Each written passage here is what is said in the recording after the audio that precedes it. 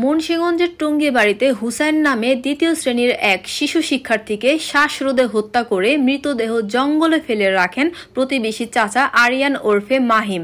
উপজেলার দ্বিপুর ইউনিয়নের পলাশপুর গ্রামের পেশকার বাড়িতে এ ঘটনা ঘটে। মৃত হুসাইন উপজেলার দ্বিপুর ইউনিয়নের মোহাম্মদ জুয়েলের ছেলে। সে আরিয়াল সরকারি প্রাথমিক বিদ্যালয়ের দ্বিতীয় শ্রেণীর ছাত্র। ঘাতক আরিয়ান ওরফে মাহিম ডুলিহাটা গ্রামের মৃত মানিকের ছেলে। ঘাতক আরিয়ানের মা নিহত হুসেনের লাশের বিষয়টি তার পরিবারকে জানালে নিহতের বাবাসহ স্থানীয় লোকজন টুঙ্গিবাড়ি থানা পুলিশকে খবর দেন।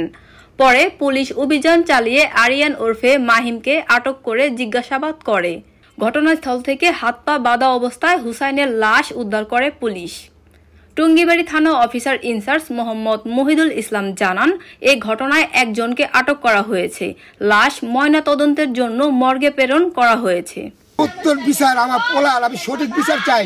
বিচার মানে আসামি কিভাবে কার লগে কি করছে, ওরা কজন আসলো এটা তদন্ত করার পরে আর যেটুকু শাস্তি হয় আমি সরকারের কাছে আবেদন এই সরকার চাই, মৃত্যু ফাঁসি চাই, আমি মৃত্যুর বদলে মৃত্যু চাই। হ্যাঁ, মৃত্যুর বদলে মৃত্যু।